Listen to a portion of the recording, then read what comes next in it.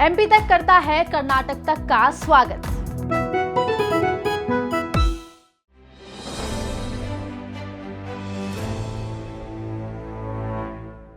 नमस्कार, मैं हूं हेमेंद्र शर्मा और आप देख रहे हैं एमपी राउंड अप। खरगोन में रामनवमी के दिन हुई सांप्रदायिक हिंसा सत्तारूढ़ भारतीय जनता पार्टी द्वारा रची गई साजिश का हिस्सा थी। ये सनसनीखेज आरोप लगाया है 8 राजनीतिक दलों के संयुक्त जांच दल ने, जिसने 25 अप्रैल को प्रभावित इलाकों का खरगोन में दौरा किया। जो राजनीतिक दल इस जांच दल का हिस्सा थे उनमें शामिल हैं सीपीआईएम, सीपीआई, सीपीआईएमएल, राष्ट्रीय जनता दल, एनसीपी, समानता दल, लोकतांत्रिक समाजवादी पार्टी और समाजवादी पार्टी। तो क्या साजिश थी, किसने ये साजिश रची, कैसे ये साजिश रची गई और इसके क्या प्रमाण हैं, इन सभी पर बात करने के लिए हमारे साथ थोड़ी देर में मौजूद होंगे सीपीआईएम के स्टेट सेक्रेटरी जसविंदर सिंह।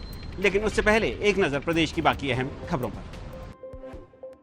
निमाड़ी में एक 50 साल के व्यक्ति ने जिला कलेक्टर को आवेदन दिया है कि उसे इस्लाम कबूल करने की अनुमति दी जाए। प्रहलाद सिंह दांगी नाम के इस व्यक्ति का आरोप है कि उसके समाज वालों ने उसका बिना वजह बहिष्कार कर रखा है। प्रहलाद सिंह दांगी का यह भी कहना है कि उसने अपना नाम अहमद रजा खान कर लिया है।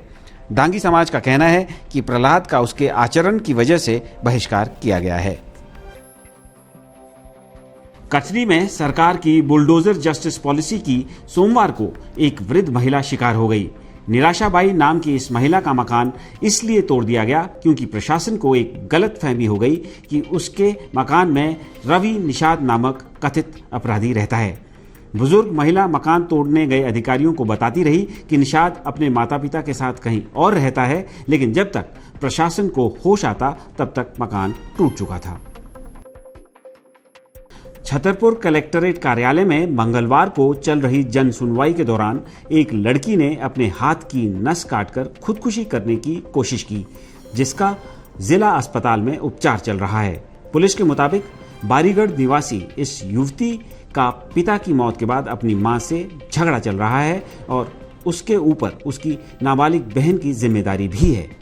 अपनी बहन की फीस माफ करने को लेकर युवती जन सुनवाई में आवेदन लेकर पहुंची थी, मगर उसे संतोषजनक जवाब नहीं मिला, जिसकी वजह से उसने आत्महत्या करने की कोशिश की।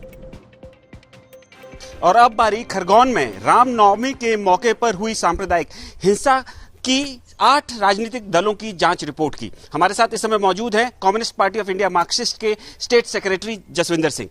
आपका स्वागत है एमपी तक पर। आपने ये जो जांच दल गया था खरगोन वायलेंस के ऊपर, इसमें ये बताया है, ये कहा है कि ये सोची समझी साजिश के तहत सांप्रदायिक हिंसा वहां करवाई गई है। कौन जिम्मेदार है? नहीं, इसके लिए जो है कि सरकार जिम्मेदार है। कपिल मिश्रा आते हैं, भारतीय जनता पार्टी के जो प्रदेश उपाध्यक्ष हैं श्याम महाजन, वो जुलूस का नेतृत्व करते हैं और लोगों को आह्वान करते हैं। और इसलिए भारतीय जनता पार्टी द्वारा जो हिंसा थी उन्होंने उसका जो प्रयोजित किया, और जो इसलिए किया क्योंकि लगातार जो वहाँ पर 2003, 2008, 2013 के जो विधानसभा सीट थे खरगोन और बड़वानी में 10 में से 7 सीटें भारतीय जनता पार्टी जीता करती थी। लेकिन जो 2018 का जो चुनाव हुआ उसमें भारतीय जनता पार्टी 10 में से 9 सीटें हार गई, और इसलिए सांप्रदायिक ध्रुवीकरण करके जनता करने के अलावा उसके पास कोई दूसरा चारा नहीं है। आपने अपनी रिपोर्ट दी है जिसका साझा किया है आज मीडिया के साथ, उसमें यह भी कहा है कि जब उत्तर प्रदेश में भारतीय जनता पार्टी की सरकार चुनाव जीती 10 मार्च को, भी खरगोन में सांप्रदायिक तनाव हुआ और इसी तरह की कोशिश की गई। पिछले 1 साल में इस प्रकार की 6 कोशिशें हुई। ये जो 10 अप्रैल से ठीक पहले 10 मार्च को जब जो 5 राज्यों का चुनाव आया, परिणाम आया और उसमें से 4 पे भारतीय जनता पार्टी जीती, तो तब विजय जुलूस निकाला गया, उसमें भी आपत्तिजनक नारे लगाए गए। और जैसे ही वो तालाब चौक पर पहुंचा, वहां पर पटाखे जो है कि मस्जिद प्रांगण के अंदर जो है कि पटाखे जो है कि फेंके गए, जिसकी रिपोर्ट भी कोतवाली थाने के अंदर दर्ज है। लेकिन क्योंकि उस समय तक अल्पसंख्यक समुदाय का जो धैर्य था, उसकी वजह से जो है कि वो दंगा नहीं हो पाया। वो क्योंकि बार बार उनकी कोशिशें पिछले 1 साल से चल रही थी, हर बार वो कोशिश असफल हो जाती थी। इस बार उन्होंने तय कर लिया था कि किसी भी तरीके से दंगा करवाना है। कपिल मिश्रा लाए, उसके बाद श्याम महाजन को जिम्मेदारी दी ताकि हर हालत में दंगा हो। दंगा करवाने पर वो तुले हुए थे इस बार। जो ये जुलूस जो ट्रिगर था इस दंगे का, आपने अपनी रिपोर्ट में ये भी कहा है कि इसकी तो परमिशन भी नहीं थी और वहाँ के एडिशनल एसपी के साथ भी जो जुलूस निकाल रहे थे उनका कोई खास उन्हीं झगड़ा हुआ था। हाँ, अब जो एडिशनल एसपी है चौरसिया, उससे श्याम महाजन ने कहा देख लेने की और तुरंत ट्रांसफर करवा देने की जो एक धमकी दी, और 2 बजे से लेकर 5 बजे तक बिना अनुमति के लोगों को वहां पर इकट्ठा होने के लिए जो है कि इकट्ठा होने दिया गया। उसके बाद वो आपत्तिजनक नारे लगाते हुए 5:30 बजे जुलूस निकला, जुलूस को जाने दिया गया। उसके लिए जो है कि 8 दिन पहले सरकार को जो इंटेलिजेंस की रिपोर्ट मिल गई थी कि वहां पर दंगा हो सकता है, उसके बाद भी वहां सुरक्षा के इंतजाम नहीं किए गए और इसी वजह से जो है कि वहां पर सांप्रदायिक चुनाव हुआ। सरकार ने जब ये दंगा हो गया, सांप्रदायिक हिंसा हुई, उसके बाद सरकार की तरफ से कुछ बयान आया कि कुछ एंटी नेशनल एलिमेंट्स, पीएफआई के लोग भी इन्वॉल्व हो सकते हैं एक तरफ से। तो क्या आपने कुछ इस तरह का पाया कि इस तरह के एंटी नेशनल एलिमेंट्स भी इस सांप्रदायिक हिंसा का हिस्सा थे? इस दंगे में सबसे एंटी नेशनल जो रुख अपना रही है, रुख अदा कर रही है, वो भारतीय जनता पार्टी और हमारे गृह मंत्री हैं, जो कह रहे हैं कि पत्थर, जिसने पत्थर फेंका है उसके घर को पत्थरों का ढेर कर दिया जाएगा। जहाँ पर अदालत नहीं है, जहाँ पर जो है कि हर जो फैसला है जो पुलिस तय करेगी कि कौन आरोपी है और पुलिस ही आरोप तय करेगी, ये पुलिस उसका निर्णय सुनाएगी। इस तरीके से करके जो है कि उन्होंने एक अल्पसंख्यक समुदाय के खिलाफ एक वातावरण तैयार किया, और इस वातावरण को तैयार करने में मुख्यमंत्री जी और हमारे जो गृह मंत्री हैं उन दोनों के बीच में होड़ लगी हुई है कि कौन ज्यादा सांप्रदायिक ध्रुवीकरण करता है। अच्छा सर, एक व्यक्ति इद्रिस नाम का, उसकी मौत भी हुई है, जिसका मतलब 11 तारीख को मौत हो गई थी, 14 तारीख को मिसिंग कंप्लेंट पुलिस में लगाई गई, 18 तारीख को शिनाख्त हुई, इंदौर से डेड बॉडी मिली। उसके बारे में आपको वहाँ क्या पता चला? वो जो है कि इदरीस जो है कि जो कपास मंडी में जहां उसकी बॉडी को मिला बताया जाता है, वहां से 300 मीटर दूरी पे उसका घर है। हम उसके घर पे भी होके आए हैं और उसके बारे में बताया गया है। पहले पुलिस ने कहा कि हमें जो है कि रात को एक कमल सालवे और एक कोई और कर्मचारी, उस कर्मचारियों ने, कपास मंडी के कर्मचारियों ने हम बताया कि जहाँ 7-8 लोग जो है एक व्यक्ति की पिटाई कर रहे हैं। पुलिस जब वह पहुंची तो उसकी पिटाई हो रही थी और पुलिस को देख के वो लोग भाग गए। फिर वो पुलिस उसको पकड़ कर लाई और उसकी मृत्यु हो गई। फिर उसका जो है कि शॉर्ट पोस्टमार्टम हुआ, जिसमें धारदार हथियार से उसकी मृत्यु होना बताया गया है।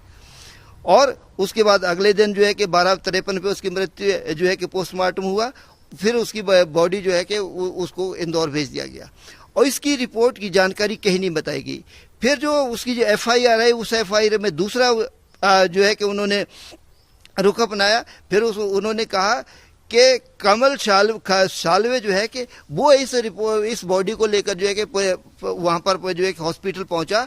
सर्जिकल वार्ड में इसका जो है कि उपचार के लिए इसको भर्ती करवाया गया। वहां का जो वार्ड बॉय है, वार्ड बॉय जो ने जाकर जो है कि थाने में रिपोर्ट की कि इस प्रकार जो है किसी व्यक्ति की मृत्यु हो गई है, और उसके बाद जो है कि पुलिस ने उसका मर्ग किया।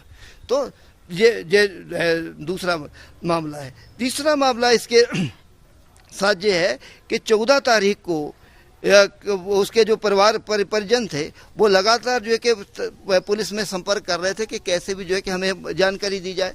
उसकी जो माँ है, उसने मुमताज, उसने तो जहाँ तक कह दिया जाके TI से कि भाई या तो मेरा बच्चा जिंदा है तो बच्चा दे दो, वरना उसकी लाश दे दो। तो उसके बाद जो है कि 14 तारीख को उसकी जो है कि मिसिंग में रिपोर्ट दर्ज की गई और उसके 1 घंटे के बाद जो है कि वो उसके पोस्टमार्टम रिपोर्ट के आधार पर जो है कि 302 का जो मुकदमा है वो दायर कर लिया गया। और उसके बाद भी 15 को, 16 को, 17 को उनके परिजनों को कुछ नहीं बताया गया। क्यों हुआ, क्यों नहीं बताया गया, क्या पता चला, क्या कारण है? इसलिए नहीं बताया गया क्योंकि वो अगर एक अल्पसंख्यक समुदाय के व्यक्ति की मृत्यु हो गई है, ये बात अगर सामने आ जाती तो फिर वो जो आतंक, जो निर्दोष लोगों के बीच में, सामान्य लोगों के बीच में अल्पसंख्यक समुदाय के खिलाफ जो घृणा फैलाना, नफरत भरना चाहते थे, और उस नफरत के बहाने जो उन पे जो आतंक उन पे जो उत्पीड़न करना चाहते थे वो नहीं कर सकते थे। वो उन्होंने जो नैरेटिव सेट किया था वो नैरेटिव सेट नहीं हो सकता था।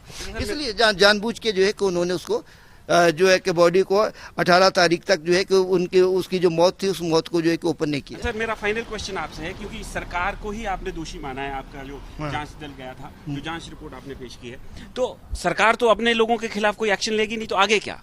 नहीं, सबसे पहली बात तो ये है कि हम जनता से ये निवेदन करेंगे कि भैया इस प्रदेश के सांप्रदायिक सद्भाव को बचाने के लिए ये जो साजिशें हैं सत्तारूढ़ दल की, भारतीय जनता पार्टी और संघ परिवार की, उन साजिशों को समझो।